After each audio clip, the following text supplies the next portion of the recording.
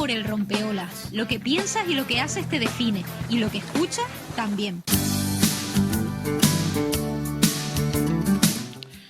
Bueno, pues vamos a seguir adelante y nos vamos a meternos, ¿no?, en la mar. Nosotros somos isla, estamos rodeados de la mar. La mar nos ayuda, nos enseña a soñar, digamos, ¿no?, para todo, ¿no? Y auténticas realidades en la mar que, como isleño, yo siempre digo que yo creo que la inmensa mayoría de las veces las desconocemos, ¿no? Es triste, pero es así. O por lo menos eso es lo que pienso yo. Vamos a hablar con Manuel Arbelo. Él es investigador del IUSA de la ULPGC, de la Universidad de Las Palmas. Vamos a hablar de cetáceos, del varamiento de los cetáceos en Canarias. Y vamos a conocer un poco más acerca de estos animales, que es increíble. Manuel, buenos días. Hola, buenos días. ¿Qué tal? ¿Qué tal? Yo digo Muy que bien. antes estaba diciendo que somos isleños, pero que desconocemos, creo yo, no sé, por lo menos me parece a mí, la realidad de nuestro mar, que nos rodea, que ha estado toda la vida aquí. Sin embargo, muchas veces es desconocido para muchísima gente, ¿no? ¿Tú qué opinas? Yo estoy de acuerdo contigo. Creo que en parte, una importante parte de la población desconoce hasta qué punto, ¿no?, tenemos una riqueza y una biodiversidad marina que realmente nos posiciona como una región privilegiada a nivel mundial. Somos una de las zonas con mayor biodiversidad marina del mundo. Y en verdad, mucha gente viene de fuera de Canarias a visitarnos, para visitar nuestra fauna marina, para vernos. Y es probable que nosotros, bueno, en casa, como dicen los isleños, igual conocemos menos de lo que deberíamos, o lo apreciamos menos de lo que deberíamos. Sí, sí. A ver si con los cetáceos pasa igual que con la cultura, con la historia. Yo creo que en el fondo está todo relacionado, ¿sabes? Y al final, Sí. pues, desconocemos tantas cosas, ¿sabes? Que yo creo que nos pasa lo mismo, ¿no? Manuel, ¿qué significa IUSA? Porque en el cartel habíamos puesto investigador del IUSA, y muchísima gente no sabrá qué es el IUSA. El IUSA es un instituto universitario, son de las estructuras en las que se organiza la investigación en las universidades, y en la Universidad de Las Palmas de Gran Canaria hay varios institutos de investigación, y en concreto el IUSA, al que pertenece mi grupo, es el Instituto Universitario de Sanidad Animal y Seguridad Alimentaria. Estamos localizados en la Facultad de Veterinaria, y bueno, la mayoría de nuestros investigadores son todos profesores e investigadores de la Facultad de Veterinaria, y trabajan en varios aspectos relacionados con la salud animal, con la sanidad animal y también con la seguridad alimentaria. Uh-huh. Manuel, el otro día tuve la oportunidad de ver uno de los cachalotes que había parado aquí en la playa de los Roques, en Fasnia. Yo no había visto nunca, bueno, quiero decirte, en directo, ¿no?, lo que es un cachalote así, ¿no? Y yo me empezaba a mirar el animal y decía, Dios mío, si la gente supiera realmente, pudiéramos ver, o sea, darnos cuenta de lo que me parecía tan impresionante, digo, pero ¿y esto lo tenemos nosotros? Está ahí entre nosotros, ha estado siempre, convive con nosotros, es tremendo, ¿no? ¿Sabes? ¿Por qué eligen los cetáceos en nuestra zona? ¿Por qué? Mira, de hecho, Javier, yo creo que nosotros hemos elegido vivir entre ellos, porque ellos llevan ahí Está bueno, cerca sí. de 50, 60 millones de años viviendo en el océano, y nosotros, desde el punto de vista evolutivo y histórico, somos muy pequeñitos el tiempo que llevamos sobre la superficie del planeta, ¿no?, comparado con ellos. Y los cachalotes, la verdad que es una especie de odontoceto, de los cetáceos con dientes, le llamamos, porque los cetáceos se dividen en dos grandes grupos: los cetáceos con barbas, que casi todo el mundo conoce como ballenas, y luego los cetáceos con dientes. Y el cachalote es el cetáceo con dientes mayor que existe en el planeta. Es un animal impresionante, que son buceadores extremos, son animales que se alimentan a mucha profundidad. Y Canarias, al ser un archipiélago volcánico y estar en medio del lecho submarino, no tenemos plataforma continental, tenemos muy cerca de costa cañones submarinos muy profundos, en los que además hay una riqueza muy grande de fauna, sobre todo cefalópodos, sobre todo calamares, que es lo que ellos comen. Y por eso, bueno, esto es una zona sobre todo de alimentación, pero también de cría para la especie. Dentro de la población del Atlántico Norte de cachalote, Canarias es una zona, digamos, de cría y guardería. Hay siempre grupos de madres con crías y animales jóvenes que viven todo el año en torno al archipiélago canario, o se mueven entre los archipiélagos macaronésicos, entre Canarias, Madeira, Azores, y bueno, gran parte del año están aquí, pues porque viven aquí. Realmente son no digamos que son, no podemos decir que son igual canarios, pero sí que son de esta parte del Atlántico, ¿no? del Atlántico nororiental. Claro, claro. Me parece genial. ¿Y por qué? Dices que se alimentan en las grandes profundidades, Sí, ¿no? Y entonces, sí, sí, y sí. luego, ¿y qué hacen después? ¿Salen hacia arriba? ¿Cómo es el sistema? Sí, ellos una gran parte de su vida, un porcentaje muy importante, hay muchas especies de cetáceos que son cetáceos de buceo profundo, de hábitos profundos, no solo los cachalotes, también tenemos la familia de los sifios, que en Canarias tenemos muchas especies y es un sitio privilegiado en el mundo, Canarias, para ver estas especies, y otros animales, como los primos pequeños de los cachalotes, el cachalote pigmeo y el cachalote enano, que son especies más pequeñitas, pero tienen algunas similitudes con el cachalote. Y estos animales bajan a comer a 600, 700, 800 metros a diario varias veces, con lo cual pasan gran parte del tiempo en profundidad, incluso pueden llegar a zonas mucho más profundas, a 1000, 1500 metros. Depende de dónde estén las presas, bajan a comer. Y luego en superficie pasan una parte del tiempo descansando, socializando, moviéndose de una región a otra. O sea que reparten su tiempo, digamos, entre una parte muy importante que bajan a comer ahí a esas profundidades y están ahí una parte muy importante de su día, pero luego el resto del tiempo pues lo tienen que pasar en superficie. Evidentemente siempre tienen que volver a la superficie a respirar, ¿no? Son mamíferos, tienen pulmones y tienen que respirar aire de la atmósfera, con lo cual, bueno, pero comparado con otras especies que casi todo el tiempo están en superficie, el cachalote es como un habitante del abismo del océano, podemos decirlo, ¿no? De las profundidades del océano. Y de hecho su morfología, que es muy característica, esa gran cabeza que tiene, es casi una tercera parte del animal es cabeza, tiene una cabeza muy desarrollada, porque tiene un instrumento muy potente para producir sonidos y ecolocalizar como un sonar biológico, que es con el que ellos detectan a las presas en profundidad, ¿no? Con una capacidad de producir sonidos muy potente, que realmente es impresionante, ¿no? Y Como bueno, si cuando fuera ves un un radar animal, o algo así, ¿o cómo? sí, es como una especie de radar, ellos producen sonidos alrededor de la zona del espiráculo, que sería como digamos la nariz por donde respiran. Por ahí tienen unos sacos aéreos que hacen pasar el aire por unas estructuras que producen unos sonidos que luego transmiten a través de la cabeza. Tienen en la cabeza unas estructuras de lípidos, de aceites, que por eso eran tan conocidos en la antigüedad los cachalotes, porque históricamente se les cazaba para utilizar esos aceites, esas grasas que tenían en la cabeza, porque se utilizaban como combustible y como aceite para las lámparas y para iluminar las casas y las ciudades. Pues ese aceite, ese líquido que tienen en la cabeza es el que produce la transmisión de la señal, que las señales las transmiten a través de la cabeza y lo que reciben es el eco de los objetos que tienen delante, ¿no? Puede ser otro animal o un calamar o lo que sea, ¿no? Y su mundo es visual, su mundo es acústico. Ellos ven a través de los oídos, de la acústica. En su cabeza se forma una imagen de lo que tiene en su entorno. Ten en cuenta que a partir de 50, 100 metros la luz en el océano empieza a disminuir y la visibilidad es muy poca. En un mundo de oscuridad, digamos, ellos se orientan utilizando este sonar, ¿no? Este radar, como tú dices. Manuel, yo nunca me imaginé la similitud que existía que puede existir entre un cachalote y la radio, porque acabas de decir que ven Sí. por lo que oyen, ¿no?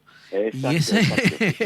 es el Sí, gran sí, sí. objetivo que yo, o por lo menos que nos planteamos desde aquí, del programa, ¿no? O sea, que la gente pueda ver a través de lo que estás comentando, ¿no? Me parece Pues la verdad es alucinante. que nunca había pensado en esa ¿Eh? relación y me gusta. Javier has estado muy, muy, muy fino en esa analogía. Me gusta. Sí, sí. Sí, sí, Como la sí, sí, radio. Sí, sí, sí. sí. Sí, interesante, ¿no? Mira, por qué? Yo me imagino, claro, ¿por qué, digamos, van, comen y después, por ejemplo, la comunicación, tú dices, están viendo eso, pero ¿y la comunicación entre ellos también tiene que ver con esos sonidos o no? Sí, sí, por supuesto, sí, sí. Sí. Hay varias formas de comunicarse entre los animales. Una de ellas, por supuesto, también es el contacto físico, el contacto visual, pero fundamentalmente ellos se comunican a través de sonido. Tienen sus propias, digamos, señales acústicas, su propio lenguaje, que además el de los cachalotes es muy específico, y se comunican a través de sonidos entre ellos. Sí, sí. Aparte son especies que son los cetáceos, sobre todo los cetáceos odontocetos, ¿no? Que son muy sociales y muchos de ellos viven en grupos familiares, tienen, digamos, un desarrollo de la comunicación muy compleja, muy social, porque tienen también capacidades comunicativas y cognitivas muy altas, ¿no? Al nivel de igual, similares a los que podrían tener un primate superior, ¿no? Son especies con un desarrollo de sus capacidades de comunicación y cognitivas muy, muy altas, ¿no? Dentro del mundo animal. ¿Y por qué y quizás será por la descompresión, no sé, pero ¿por qué cuando suben a la superficie suben tan rápido que ahí se producen quizás con las embarcaciones y toda esta historia, ¿no? Los choques. Bueno, los perfiles de buceo de los cetáceos que se alimentan, digamos, en aguas profundas, varían en función de las especies, ¿no? Tanto el cachalote como el calderón tropical, que es otra de nuestras especies estrella en Canarias, ¿no? Es la joya de la corona en Tenerife, además, ahí tienen la población de la zona de Tenorrasca, del suroeste de Tenerife, que están ahí los calderones viviendo permanentemente y que, bueno, hay asociado a su alrededor una actividad turística muy importante. Pues también son buceadores profundos y bajan y suben muy rápido. Son animales que tienen, digamos, buceos, son diferentes a los patrones. El cachalote igual baja y está más tiempo sumergido. El calderón tropical, una investigación de una compañera de la Universidad de La Laguna, Natacha Aguilar, lo escribió una vez en un artículo científico como los guepardos del mar, ¿no? Son animales que suben y bajan y muchas veces al día, pero en subidas y bajadas muy rápidas. Igual bajan a 600, 800 metros en 15 minutos y están arriba en superficie 5 minutos descansando y vuelven a bajar. Entonces es verdad que cuando están en superficie estos animales, después de hacer un esfuerzo físico muy importante, porque bueno, hay que bajar a esa profundidad, es como, no sé, imagínate subir una montaña de 1000 metros hacia arriba, pues hacerlo hacia abajo, luchando contra la fuerza de la presión de toda la columna de agua, contra el rozamiento que produce el agua, son muy demandantes físicamente y luego cuando están en superficie necesitan tener un tiempo para recuperarse, ¿no? Claro. De hecho, bueno, los pescadores, la gente mar la dice que están boyados, ¿no? Cuando están en superficie está boyado, está quieto, está parado y son animales que, bueno, necesitan ese tiempo de recuperación para, sobre todo el nitrógeno que acumulan durante el buceo, porque están mucho tiempo sin respirar y se acumula una gran cantidad de nitrógeno en los tejidos, luego tener tiempo en superficie para ese nitrógeno sacarlo de los tejidos y que pase a la circulación y la circulación, pues poder eliminarlo por la exhalación, la respiración, para poder volver a recuperar el equilibrio de gases. Claro. Mira, es como cuando nosotros, en fin, salimos a comer, comemos y después cuando está harto siempre decimos está bollado, ¿no? O sea, ya veo la similitud, ¿no? Ya hace la siestita. La siestita, sí, sí. Sí. Mira, una cosa, ¿cuáles son las amenazas estamos hablando antes de las embarcaciones, de los cetáceos, el gran problema? ¿Cuál es la mayor amenaza que hay? Si te refieres a nivel global o a nivel más regional en Canarias. No, más aquí en Canarias. Aquí, mira, aquí tenemos, bueno, esto es un tema que venimos estudiando desde el instituto desde hace 25 años, de forma monitorizando las causas de muerte de los animales que aparecen en el archipiélago, pues de forma continua, que es como hay que hacer estos estudios en la fauna, hay que hacer programas de seguimiento y de vigilancia a largo plazo, a largo tiempo, porque es como consigues información realmente valiosa. Y nosotros dentro del acuerdo, el programa que tenemos ahora con el gobierno de Canarias, que se llama Vigía, que es un programa de vigilancia sanitaria de toda la fauna, no solo de los cetáceos, sino de toda la fauna marina y también la fauna terrestre, estamos intentando hacer esto, ¿no? Hacer el seguimiento sanitario de las causas de muerte de los animales, de la fauna en Canarias, y cuál es el impacto de la actividad humana, al menos el impacto de la actividad humana de forma directa, ¿no? Porque decimos que hay un impacto que es directo, es decir, la actividad humana causa la muerte del animal de forma directa, y luego siempre hay otros efectos, impactos que son indirectos, ¿no? Que están asociados a otros parámetros mucho más difíciles de medir. Pero desde el punto de vista de lo que es las causas de muerte directamente asociadas a la actividad humana, en Canarias tenemos, por un lado, lo que tú comentas, el tráfico marítimo, el tráfico marítimo entre islas y también el que pasa por el archipiélago, el tráfico internacional, coincide en sus rutas con áreas en las que hay numerosas poblaciones o hay numerosos animales en determinadas épocas del año, y bueno, como en cualquier sitio en el que coincide el tráfico con fauna, al final hay accidentes. Y bueno, una de las causas de muerte que tenemos, principalmente asociadas a algunas especies, como el cachalote en concreto que estábamos hablando, y otras especies de buceo profundo, y algunas ballenas, bueno, pues en estas especies la principal causa de muerte es los choques con las embarcaciones, ¿no? Las colisiones que le decimos. Luego también tenemos las interacciones con las actividades pesqueras. La pesca y los cetáceos siempre digamos, en algunos sitios se asocian de forma positiva, pero en otros lados compiten por el mismo recurso, ¿no? Y bueno, las muertes asociadas a la actividad pesquera en cetáceos también en Canarias existen. Sí es verdad que mucho menos, o en mucha menor intensidad que ocurre en otras zonas de Europa o del Atlántico Norte, en las que, por ejemplo, en el Golfo de Vizcaya, pues hay cientos y miles de animales que mueren cada año atrapados en redes de pesca, lo que llaman la captura accidental, ¿no? Son redes de pesca de grandes industrias pesqueras que utilizan artes de pesca como el arrastre o el trasmayo, que de forma accidental atrapan otras especies que no son el objetivo de la actividad pesquera, ¿no? Ya sean cetáceos o tortugas o tiburones o rayas, y bueno, eso produce un impacto muy grande en las poblaciones, porque son, como te decía, cientos y miles de animales muertos. En Canarias tenemos una pesca mucho más artesanal y una flota mucho más sostenible, creo yo, y bueno, hay un impacto mucho menor, pero también existe impacto. Sobre todo estamos notando que algunas especies de delfínidos pequeños, el delfín moteado, sobre todo en el Atlántico, que es casi la especie de delfín que más se observa en aguas de Canarias, es un delfín además muy extrovertido, que le gusta acercarse mucho a los barcos y jugar y nadar en la proa, y es curioso, pues también está cayendo de forma accidental, sobre todo asociado a la pesca de túnidos, ¿no? A la pesca de palangre o de anzuelo con atunes, que es una pesca muy dirigida, muy artesanal, pero a veces pues también cae algún delfín, ¿no? En vez de caer un atún, pues cae un delfín. Y luego tenemos también lo que le llamamos nosotros las patologías asociadas a cuerpos extraños, que es un nombre un poco raro que nosotros utilizamos, pero que básicamente es animales que suelen ingerir o comer restos de residuos, basuras que están, claro, desgraciadamente, como sabes, flotando a la deriva en el mar, y no solo flotando a la deriva, sino en toda la columna de agua, hasta la parte profunda del océano, ya tenemos restos de la actividad humana, residuos, desechos. ¿Y qué nos podemos encontrar dentro, por ejemplo? Todo tipo de basura, ¿no? Mira, si te digo las cosas que hemos sacado del estómago de un cetáceo, te sorprenderías. Por ejemplo, mayoritariamente bolsas de plástico, es lo que principalmente encontramos, ¿no? Y estas bolsas de plástico muchas veces, cuando son mucha cantidad, producen impactaciones en el estómago del animal, y esta impactación le impide al animal alimentarse, aparte de producirle lesiones en la mucosa del estómago y tener hemorragia, le impide alimentarse con normalidad y acaban muriendo por estas impactaciones. Pero hemos sacado muchas cosas, desde trozos de metal, vidrio, hasta cosas más reconocibles como prendas de ropa, un sujetador intacto de una turista italiana, sacamos una vez del estómago de un delfín mular, o desgraciadamente cuando tuvimos todos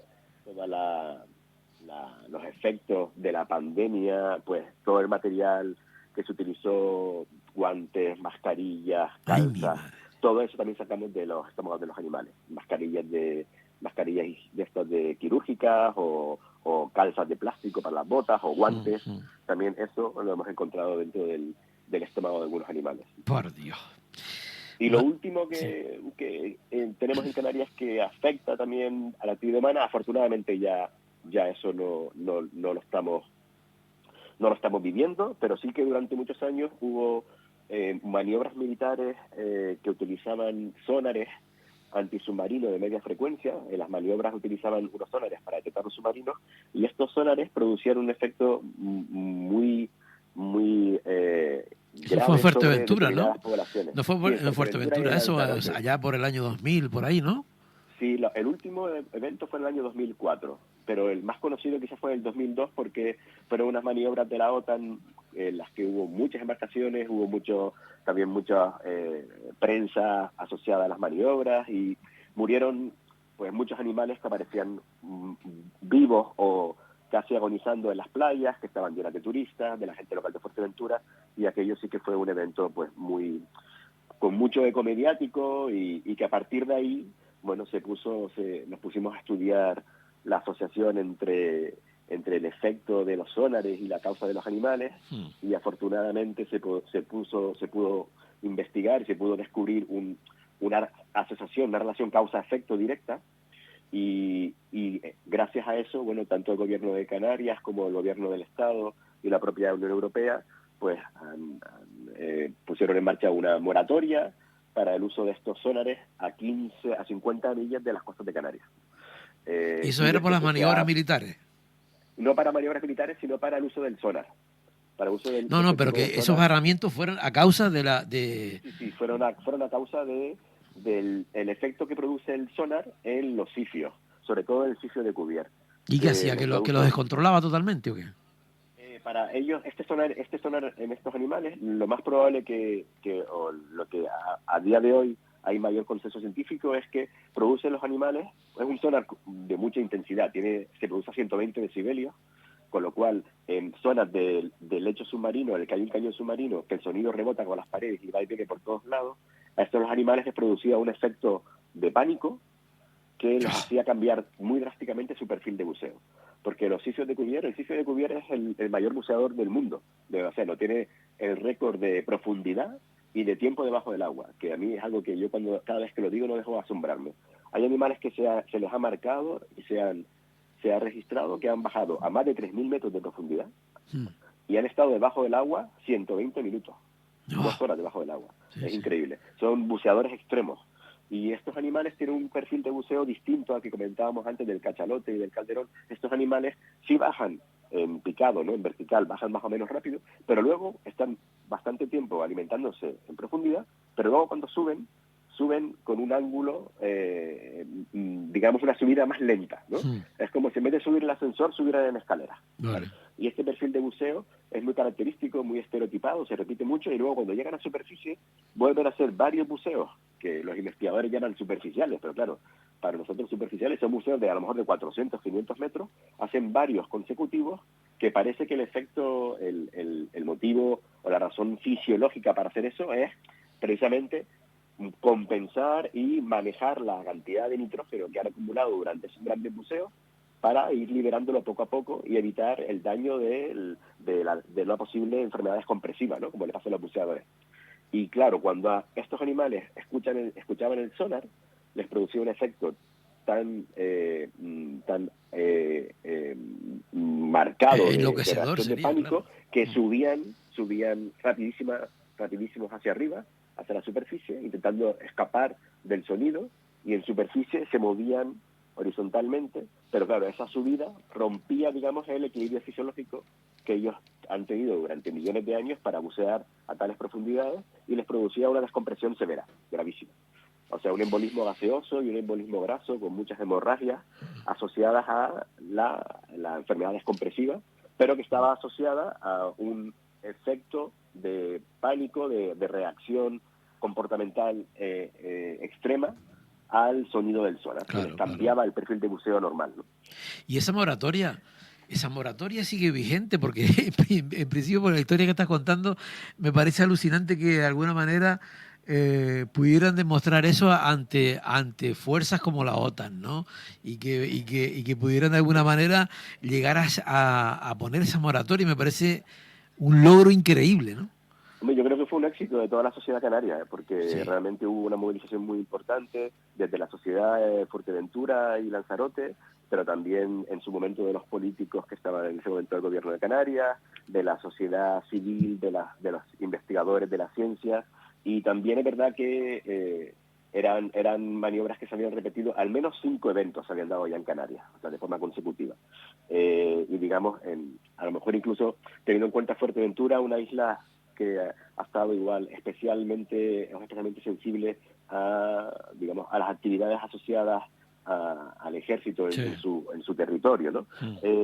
Y sí, esa maniobra, esa moratoria, por lo que sabemos a día de hoy, y hay que seguirlo luchando siempre, no olvidarlo, sigue vigente a 50 millas de las costas de Canarias, pero eso no significa que en otras partes del mundo no esté ocurriendo lo mismo, porque realmente ocurre. Y hemos estado, nuestro grupo de investigación, tanto Antonio Fernández, nuestro director, como yo, como otros miembros de nuestro equipo, hemos estado en diferentes eventos en diferentes partes del mundo.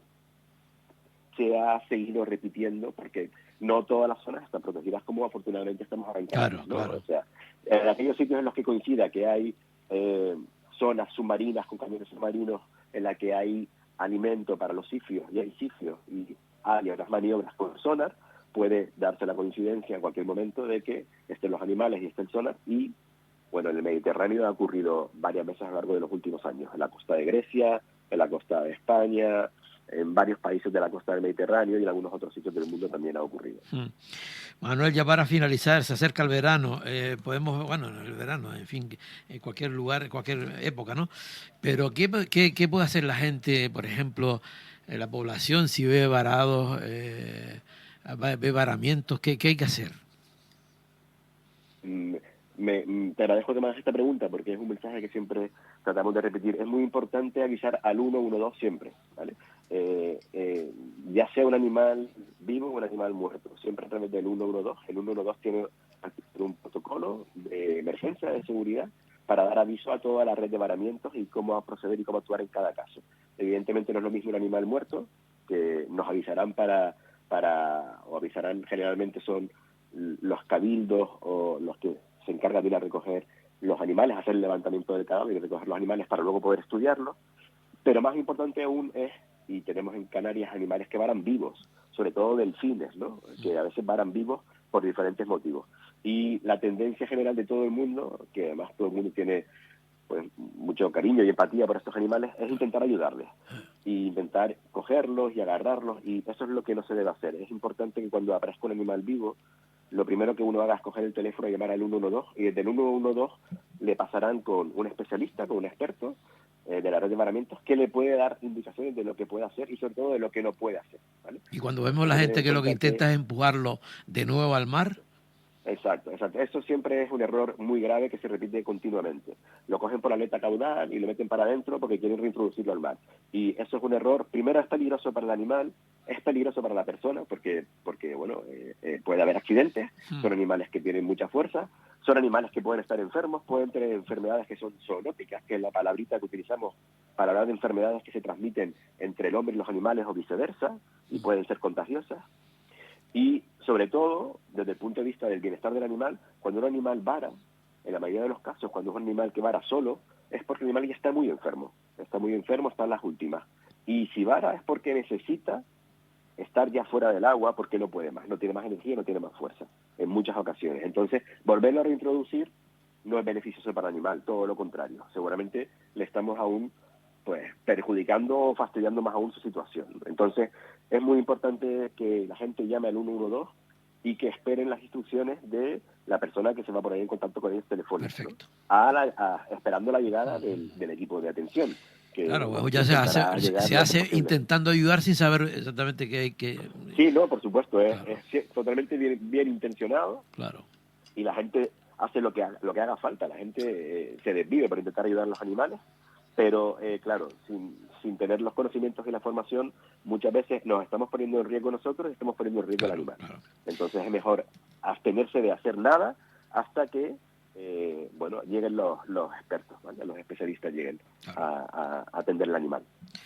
Manuel, oye, ha sido un placer conversar un rato, hombre, y que nos hayas enseñado en esa primera lección, ¿no? Siempre digo que estamos en primero en esta historia, ¿no? Y bueno. Siempre estamos aprendiendo, eso es así. Claro. Muchísimas gracias. Pues nada, gracias y hasta siempre. Gracias. Claro, hasta luego. Chao, adiós, chao. Bueno.